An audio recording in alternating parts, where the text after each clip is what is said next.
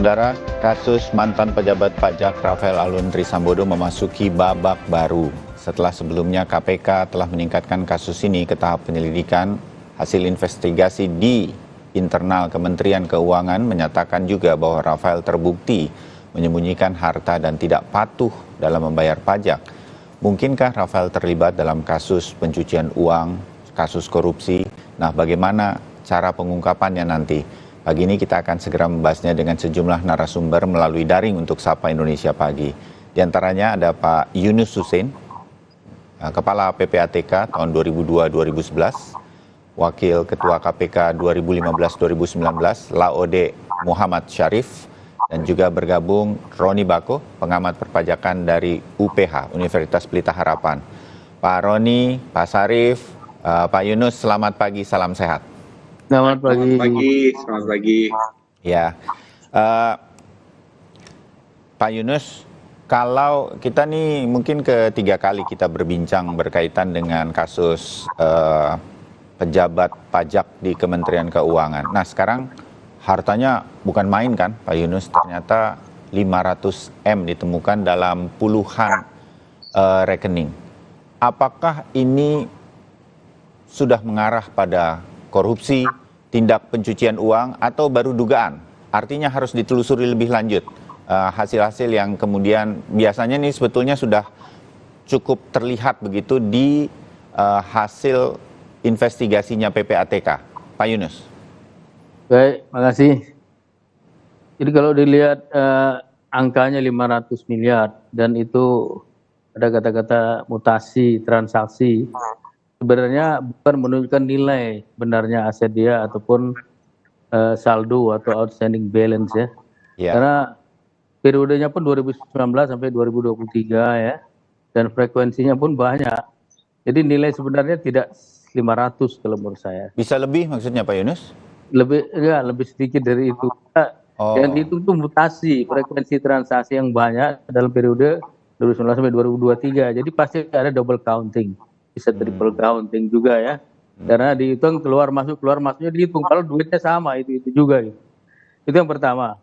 Tapi kalau dilihat besarnya seperti itu, LHKPN-nya cukup besar, memang ada yang tidak seimbang antara income dengan laporan harta kekayaan atau kekayaan yang sebenarnya dari yang bersangkutan. Ya. Dan ini kan sudah masuk hasil analisis PPATK, artinya sudah setengah matang. Ya. Sudah setengah matang. Kalau di permainan bola, PPATK itu seperti gelandang, midfielder yang memberikan umpan sebagai playmaker. Harusnya striker ya, penyidiknya KPK di sini ya lebih kenceng lah larinya, jangan banyak goreng-goreng lagi gitu, sudah bisa naik menjadi gol lah di sana ya. Itu kurang lebih ibaratnya seperti itu. Nah, apa yang harus dilakukan oleh KPK? Sudah saya sebutkan beberapa kali ya. Pertama ya harus lakukan penyelidikan dalam rangka untuk memperjelas kasus ini, adakah tindak pidana, adakah calon pelakunya, dengan cara mencari dua alat bukti. Dua alat bukti itu namanya bukti permulaan. Kalau sudah ada dua alat bukti dari unsur-unsur yang diduga, misalnya gratifikasi atau suap, bisa naik ke penyidikan. Udah ada pidana, ada calon pelakunya. Nah, inilah yang harus dilakukan oleh KPK yang sekarang sudah tepat dilakukan, arahnya seperti itu. Okay. Walaupun sebenarnya kemarin-kemarin sudah bisa lakukan seperti itu, sehingga kasusnya bisa tuntas gitu. Ya. Dalam setiap perbincangan kita, Pak Yunus mengatakan itu barang yang dari PPATK di zaman Pak Yunus masih menjabat sebagai kepala di PPATK, itu barang udah setengah matang. Bahkan pengamat mengatakan nggak setengah lagi, itu udah matang sebetulnya, kira-kira begitu. Ini saya ingin jelaskan supaya ini, karena ini dari kasus ini momentumnya adalah sinergi kerjasama antar berbagai lembaga agar hal-hal semacam ini tidak kemudian terjadi lagi. Ini mudah-mudahan jadi momentum. Pak Syarif, sekarang saya meyakini begitu para penyidik di KPK know what to do, tahu banget nih harus apa. Bayangkan kepada kami, Pak, itu kalau kita jadi Pak Rafael dengan temuan semacam ini, apa yang kemudian kemarin waktu diperiksa itu, dia datang di KPK, itu ditanya apa? Kan udah kelihatan nih, oh nih angkanya kok segini, nama rekeningnya siapalah, keluarganya, kakaknya, anaknya, sedemikian rupa.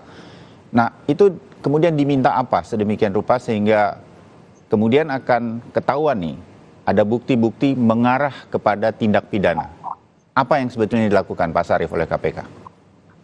Iya, jadi sebelum saya jawab itu, saya sampaikan bahwa setiap kita dapat LHA dari PPATK? dari PPATK itu selalu kita kalau pimpinannya tulis itu prioritas. Itu karena biasanya itu sudah tebal seperti ini, Pak Yunus tahu ya, sudah tebal ya seperti ini. Lampirannya banyak ya. Lampirannya juga banyak. Oke. Tapi ternyata biasanya itu kalau kita sudah tingkatkan di penyelidikan, maka kita melakukan selalu beberapa kali gelar perkara bersama dengan PPATK. Pada saat gelar perkara bersama itu, biasanya di situ kita melihat kelihayan orang-orang ini. Kelihayan, ini pasti kita curigai. Ini adalah transaksi yang bisa kita pastikan 80% ini transaksi yang ilegal. Tapi kan itu untuk mendapatkan yang tadi sebagai tindak pidana usul, tindak pidana asalnya, ya predikat crime-nya. Misalnya ini kita sudah lihat Rafael ini kan ada tidak cocok lah semuanya ya. Iya. Tapi kita ingin buktikan apakah ini dari suap ataukah ini dari gratifikasi atau ini berasal dari misalnya pemerasan. Ya, itu butuh satu langkah yang tidak kalah peliknya juga. Iya, yang seperti itu. Suap misalnya. Iya. Suap itu hanya diketahui oleh penerima suap dan pemberi suap. Ya, seperti itu. Oleh karena itu misalnya ya, mobil Rubicon tadi. Ya. Rubicon itu kan setelah ditelusuri itu bukan atas nama dia, tapi atas nama orang lain, dan penjual awalnya bahkan diganggang seperti itu, menelusuri ke belakangnya uang. Siapa yang bayar ini? Harga uang Rubicon ini, karena bukan dia pemiliknya. Jadi kadang memang gregetan, Pak, gregetan untuk menentukan yang ke belakangnya itu. Jadi kelihatannya simple, blatant, tetapi ya kan harus proper juga. Yang kayak begini-begini ini terus terang yang kadang. Jadi Pak Sarif ingin menjelaskan bahwa sudah seperti ini pun pada kondisi ketahuan ada puluhan rekening per bank gitu ya, dan kemudian nilai transaksinya sedemikian rupa sampai 500 M bahkan lebih kata Pak Yunus. Pembuktiannya bukan hal yang mudah. Ini terbayang bagi saya begini, kalau kasus suap disadap kan langsung ketahuan siapa yang menyuap dan siapa yang disuap. Makanya penyadapan itu lebih efektif. Begitu kira-kira ya, Pak Sarif? Betul, kalau suap itu soalnya paling sulit dibuktikan. Kalau misalnya dia menyalahgunakan uang proyek, bisa diukur itu. Ini rumah sakitnya 2 tingkat cuma jadi 1 tingkat, ya itu bisa gampang dikalkulasi ya. Hal yang kedua lagi yang saya ingin sampaikan adalah mereka ini biasanya dibantu oleh gatekeepers. Itu yang saya ngomong saya bicarakan dengan Pak Yunus. Ada notaris di belakangnya, ada lawyer, ada akuntan, ada konsultan pajak kan dalam kasus ini ikut diblokir. Iya, ya seperti itu ya. Jadi yang kayak begini-begini ini yang sudah diberikan rambu-rambu pengamanan yang sangat banyak tingkatannya, sehingga kita merasa ini kurang ajar ini. Yang kayak gitu-gitu.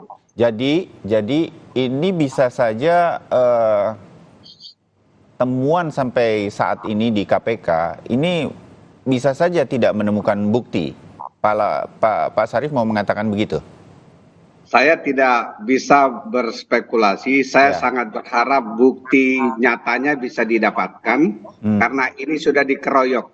Makanya ketika saya bertemu dengan Ibu Menteri Keuangan, dipanggil malam-malam waktu itu, ada saya, ada Pak. Ini kita juga bilang, tolong diperiksa juga tindak pidana pajaknya ini orang.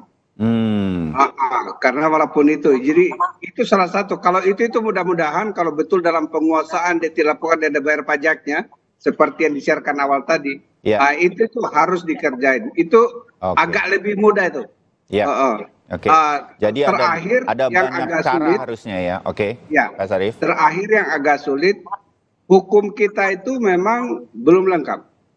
Jadi illicit enrichment, unexplained wealth seperti ini belum menjadi norma hukum. Tidak ada kita itu untuk undang-undang perampasan aset yang sudah di DPR sejak berapa tahun, sudah hampir 10 tahun yang lalu, itu tidak diselesaikan. Jadi untuk merampas aset yang kita tahu pun ini masih sangat sulit.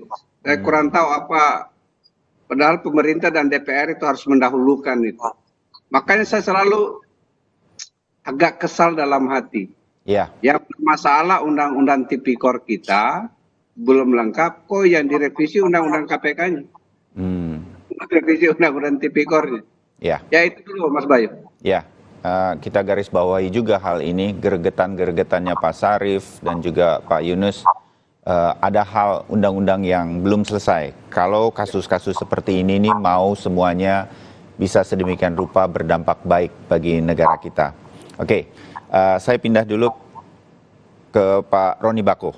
Pak Roni, ada satu kasus dan ini ironis sebetulnya, pejabat tinggi di Direktorat Pajak tapi ngemplang pajak, itu bahasa mudahnya mudah-mudahan.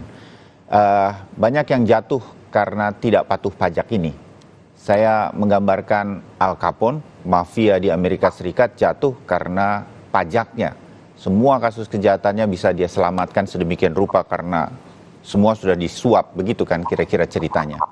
Nah, menyambung Pak Sarif tadi, jangan-jangan di kasus pajak ini menjadi dalam tanda petik lebih mudah, lebih cepat untuk sehingga kemudian ada pasal pidana yang bisa dikenakan begitu. Pak Roni, pendapat Anda mengenai patuh pajak dengan nilai yang fantastis seperti ini, apa yang kita harus perhatikan?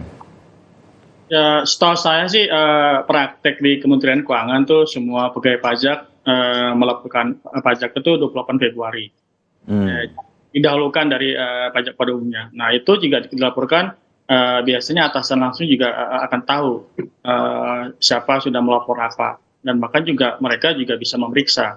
Nah yang saya sayangkan adalah ketika kebiasaan itu sudah dilakukan puluhan tahun, tapi ternyata masih ada juga bolong-bolongnya. Artinya apa? Artinya melaporkan dia ke atasan langsung itu hanya masuk laci tadi kan, tidak diperiksa kelaikannya tadi. Padahal kan situ kan ada statement di SPT-nya maupun undang-undangnya bahwa setiap wajib pajak harus wajib melaporkan dengan benar. Nah, dengan benar, kalau tidak benar berarti ada sanksinya.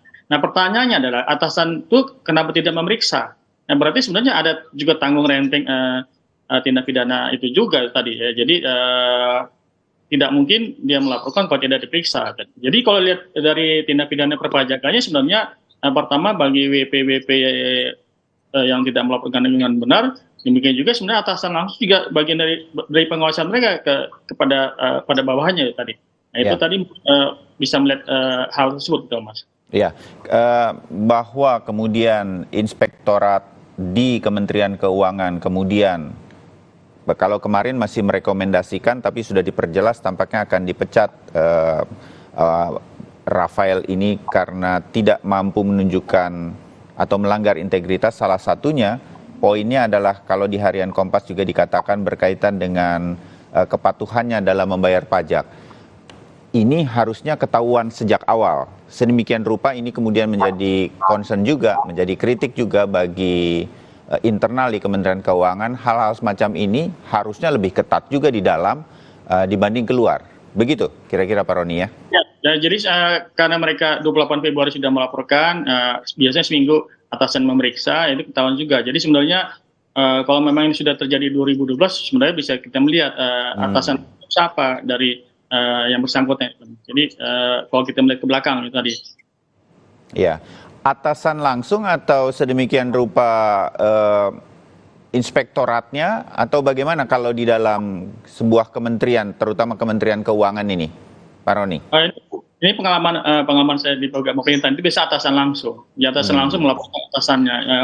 4 itu Inspektorat Jenderal, nomor 5-nya biasanya Menteri. Jadi itu berjenjang terus gitu, Mas. Jadi tidak mungkin hanya sampai di situ, jadi sampai atas juga tadi. Apalagi di Kementerian Keuangan itu sistem cukup bagus. Nah, yang kita sayangkan bersama adalah sejak 2012 itu sudah ada lapor PPATK, juga sudah ada, tapi kok baru sekarang setelah 12 tahun muncul kasus ini tadi. Ya, terbayang. Pak Yunus, ini baru 1 orang begitu, atau 2 orang lah? Juga ada di bawah Kementerian Keuangan di Direktorat Bea Cukai begitu dari Yogyakarta, kan juga kemungkinan kasusnya akan mirip-mirip sedemikian rupa. Ternyata dari cerita Pak Sarif nggak semudah itu kemudian menelusurinya, Pak Yunus. Tetapi dari sisi tindak kriminal atau pasal pidananya nanti dari tidak patuh pajaknya ini, mungkin saja ini bisa menjadi salah satu pintu untuk kemudian hal semacam ini bisa terjerat sedemikian rupa. Cukup, Pak Yunus, atau Anda juga ingin mengatakan bahwa selama ini memang cukup kesulitan berkaitan dengan menelusuri bahwa ini ada tindak pidananya, korupsinya, ada pencucian uangnya, Pak Yunus? Kalau menurut saya, sebenarnya selama itu melalui sistem keuangan, sistem perbankan, itu masih mudah ya. Lebih mudah. Masih bisa ditelusuri kalau itu transaksinya melalui perbankan. Kalau lewat tunai itu susah. Tunai itu namanya anonymous asset type. Uang kita di dompet itu nggak ada namanya, nggak ada jejaknya, nggak ada asal usulnya. Makanya orang banyak menyuap dengan tunai. Iya. Nah, kalau misalnya dia menggunakan orang lain, pakai KTP orang, pakai KTP palsu, pakai perusahaan, memang harus didatangi orang-orang itu, dan ini sudah menunjukkan ada upaya menyembunyikan, menyamakan harta yang berasal dari tindak pidana. Jadi kalau misalnya nanti dugaannya adalah gratifikasi misalnya, yang harus membuktikan nanti di pengadilan paling tidak adalah si terdakwa sendiri. TPPU juga begitu, dalam pembuktian terbalik di pasal 77-78, terdakwalah yang wajib membuktikan hartanya bukan berasal dari sumber yang sah. Yang penting sekarang harta itu ada dari hasil tindak pidana ya. Ada dugaan, ada bukti permulaan yang cukup, silahkan diselidiki. Kalau ada 2 alat bukti, dinaikkan menjadi penyidikan. Kalau enggak ya tidak bisa ya. Nah, alat bukti itu banyak sekali. Jadi ada saksi, ada ahli, ada pengakuan tersangka, ada bukti surat, ada petunjuk. Kemudian bukti-bukti ITE, transaksi elektronik. KPK kan bisa lakukan penyadapan misalnya. Bisa dia transaksi yang komunikasi lewat web dan lain sebagainya. Itu juga alat bukti juga. Jadi cukup banyak sebenarnya alat bukti yang bisa dipakai dalam rangka membuktikan ada tidak pidana dan siapa calon pelakunya.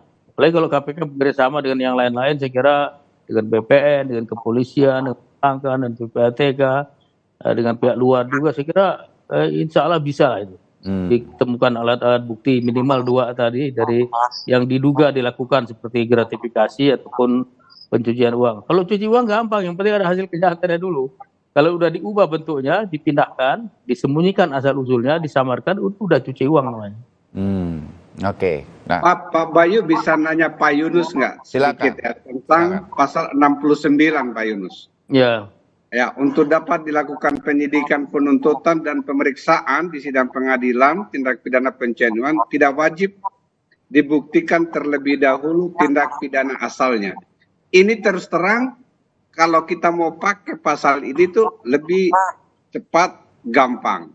Cuma, ini ya pengalaman ya, adik-adik jaksa itu selalu enggan ini memakai ini, karena tindak pidana asalnya belum ketemu. Bagaimana ini kira-kira Pak Yunus supaya seperti ini? Ya, jadi begini, kalau lihat undang-undang TPPU pasal 2, pidananya pasal 3, 4, di sana bukan bicara pidana asal dulu, bicara soal harta kekayaan yang berasal dari tindak pidana. Jadi pendekatan follow the money itu lihat harta yang berasal dari pidana dulu. Mengenai adakah pidana asal atau tidak, itu masalah yang wajib dibuktikan oleh terdakwa pada waktu di sidang pengadilan. Pasal 77 menyebutkan bahwa terdakwa wajib membuktikan bahwa hartanya tadi bukan berasal dari tindak pidana. Kalau dia gagal membuktikan, dalam banyak putusan hakim menyebutkan Anda nggak bisa membuktikan, berarti harta ini berasal dari tindak pidana korupsi yang didakwakan. Jadi pembuktian itu masalah di pengadilan dan kewajiban terdakwa, bukan kewajiban jaksa. Yang paling penting sekarang kalau cuci uang itu harus ada hasil tindak pidana ya. Dari mana tahu hasil itu ya? Dari misalnya alat bukti permulaan, kemudian dari petunjuk, dari hasil transaksi yang dianalisa oleh PPATK. Sudah cukup, tidak harus dibuktikan sesuai dengan pasal 69. Dan di banyak negara, saya sudah tanya beberapa hakim agung di Belanda, di Australia, di Amerika, di banyak negara tidak wajib dibuktikan terlebih dahulu. Bahkan pasal 69 ini pernah diuji materil di MK oleh Pak Akil Mukhtar dan Pak Suwandoyo yang menyatakan wajib dibuktikan. Permohonan Akil Mukhtar dan Suwandoyo ditolak. 69 tetap berlaku, tidak wajib dibuktikan terlebih dahulu, artinya bisa proses jalan. Kemudian nanti di pengadilan oleh terdakwa bahwa asetnya dari sumber yang satu bukan. Kurang lebih begitu, Pak. Oke, ya menarik. Nanti kita sambung lagi setelah jeda. Bagaimana membuktikan semua hal yang berkaitan dengan harta yang ditemukan dari mantan pejabat pajak ini harus bisa dibuktikan sedemikian rupa kalau memang itu adalah hal dari korupsi sedemikian rupa ataupun dugaan pencucian uang. Kami segera kembali dengan obrolan atau diskusi kita.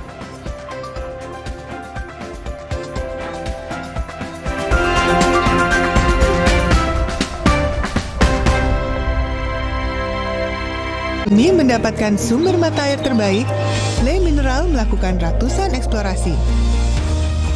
Setiap tetesnya dikemas dengan galon yang selalu baru dan tutup kedap udara. Inilah komitmen Le Mineral untuk sehatnya keluarga. This is really amazing. Sensodyne Repair and Protect Deep Protection memiliki kandungan novamin, membentuk lapisan mineral untuk perlindungan mendalam gigi sensitif. Jadi, kita bisa mengkonsumsi semua makanan favorit kita tanpa khawatir rasa ngilu. Greges-greges nih. Dingin kok disemprit? Minum Angesari susu jahe dengan jahe emprit. Kecil jahenya, besar manfaatnya. Nah, ini jahe emprit. Susu jahe ya Angesari. Omehar, minyak ikan pilihan dari laut dalam. Omehar, suplemen omega 3 esensial. Dalam mini kapsul, lebih mudah ditelan. Diproses dengan teknologi modern di Amerika. Bantu pelihara kesehatan tubuh kini dan nanti. Pak, ada kurma? Yakin cari kurma, Bu? Kan bukan Ramadan. Sari kurma Arab? Yakin ada di Sari Kurma TJ. Baik diminum kapan aja. Dipanen di Arab, dikemas di Indonesia. Sari Kurma TJ. Enak, halal. Yakin. Nyatanya, suara tetesan air nggak akan jadi lagu pengantar tidur yang nyenyak. Makanya soal cat pelapis anti bocor, pilih yang Aku Approve. Aku Approve dan Aku Approve Pro. Aku approve, aku approve. We'll create a statement and raise the world. We'll never kill up loud. We'll love for all, no room to swallow. We'll never kill up loud. Cause flying never gonna stop style. Buat kesehatan, aku percaya Sido Muncul. Sido Muncul suplemen dibuat dengan bahan yang baik, riset yang panjang, quality control ketat, dalam bentuk